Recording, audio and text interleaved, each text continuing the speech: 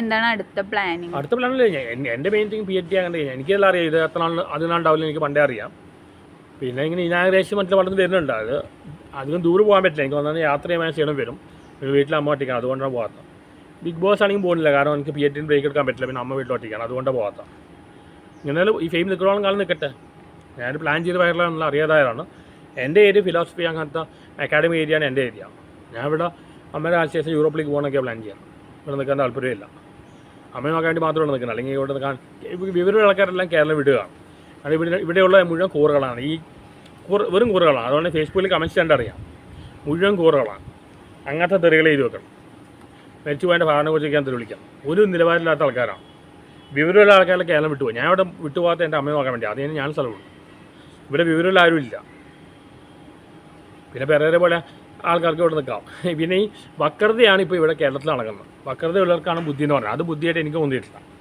അങ്ങനെയാണെങ്കിൽ ഇവിടെ 10ാം ക്ലാസ്സിലും 12ലും IIT IIM എല്ലാം IASലെല്ലാം ഫസ്റ്റ് റാങ്ക് ആയ രാജ്നാഥ് സ്വാമി എന്ന ആളുണ്ട്. അയാളെ ഈ പൊളിറ്റീഷ്യന്മാർ ഒതുക്കി. അപ്പോൾ ഇത്രയും പഠിക്കാൻ ബ്രില്യൻ്റായ രാജ്നാഥ് സ്വാമിയാണ് ബുദ്ധിമാൻ, അല്ലെങ്കിൽ ഈ കളിക്കുന്ന രാഷ്ട്രീയക്കാരാണ് ബുദ്ധിമാന്മാർ. വക്രബുദ്ധി എനിക്ക് ബുദ്ധിയെ തോന്നിയിട്ടില്ല. രാഷ്ട്രീയത്തിലേക്ക് ഇറങ്ങാൻ ഒരു താല്പര്യമില്ല. പെരേരയ്ക്ക് ഇറങ്ങിക്കാൻ പ്രായോഗിക രാഷ്ട്രീയത്തിൽ ഇറങ്ങാം. കുറേ തട്ടിപ്പും വെട്ടിപ്പും മറികണ്ടിച്ച് ഇന്നലെ പുള്ളിക്ക് പറ്റും. എനിക്ക് രാഷ്ട്രീയത്തിൽ ഇറങ്ങാൻ താല്പര്യമില്ല. ഞാൻ PhD ഇപ്പോൾ ചെയ്തെടുക്കുന്നു. അത് വല്ല അസിസ്റ്റൻറ്റ് പ്രൊഫസർ ഇവിടെ അസിസ്റ്റൻറ്റ് പ്രൊഫസർ പറഞ്ഞു കഴിഞ്ഞാൽ എനിക്ക് നെറ്റുണ്ട്, JRF ഉണ്ട്, ഗേറ്റ് ഉണ്ട്. ഒരു കാര്യമില്ല. കാരണം ഇവിടുത്തെ സഹാക്കളുടെ ഭാര്യമാരെല്ലാം അസിസ്റ്റൻറ്റ് പ്രൊഫസേഴ്സാണ്. നമുക്കല്ല എത്ര മെറിറ്റ് ഉണ്ടെങ്കിലും കിട്ടില്ല. കാരണം ഇവിടെ ഒന്നെങ്കിൽ രൂപ കൊടുക്കണം, അല്ലെങ്കിൽ പൊളിറ്റിക്കൽ ഇൻഫ്ലുവൻസാണ്. അമ്മയുടെ ആളെ ഞാൻ യൂറോപ്പിലേക്ക് പോകും. അതാണ് എൻ്റെ പ്ലാൻ. എനിക്ക് ഇവിടെ നിൽക്കാൻ ഒരു താല്പര്യമില്ല. ഈ ഫെയിമിൽ എത്ര ആളുണ്ടാവുമെന്ന് എനിക്ക് വലിയ ഉറപ്പാണ്. പണ്ടേ അറിയാം. അതുകൊണ്ട് ആൾക്കാർ ബിഗ് ബോസ് പോകും, PhD വിടാം. ഞാൻ അന്നേ PhD വിട്ടില്ല. കാരണം എനിക്കറിയാം ഇതൊന്നും അധികം നാൾ നിൽക്കില്ല. അപ്പോൾ ഈ ക്യാമറയും തൂക്കി കുറേ നടക്കണ്ട ഈ മീഡിയക്കാരാണ്. അവരുടെ ആണെങ്കിൽ അവരും ആലോചിക്കണം. കാരണം അവർ എന്തെങ്കിലും ജോലി നോക്കണം. കാരണം ഇതിൽ എത്ര നാൾ ഉണ്ടാവും എന്ന് പറയാൻ പറ്റില്ല.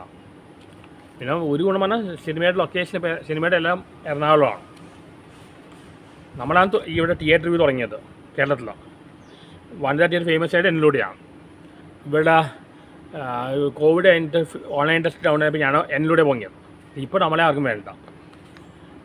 ഈ മീഡിയക്കാർക്ക് ഇതൊരു ബിസിനസ്സാണ്. ഞാൻ ആ രീതിയിൽ കണ്ടില്ല. എനിക്ക് ആദ്യമേ നല്ല കാശ് വാങ്ങിയാൽ എനിക്ക് ബിസിനസ് ആയില്ല. പക്ഷേ മീഡിയക്കാർക്ക് ബിസിനസ്സാണ്. അവർക്ക് ജീവിക്കണമല്ലോ.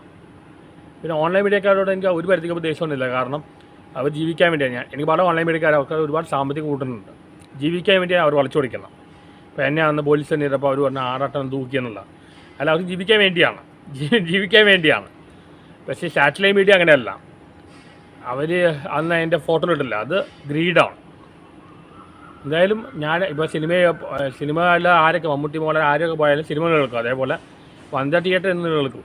നമ്മളത് പോയാലും നമ്മളാണ് തുടക്കം. ഇന്ന് നമ്മളുടെ സ്റ്റാച്യൂയോടെ സ്ഥാപിക്കണ്ട. പക്ഷെ നമ്മളൊക്കെയാണ് തുടക്കം കുറിച്ചത്. അറിയാതെ സംഭവിച്ചാണ്, പ്ലാൻ ചെയ്ത് വയറിലല്ല.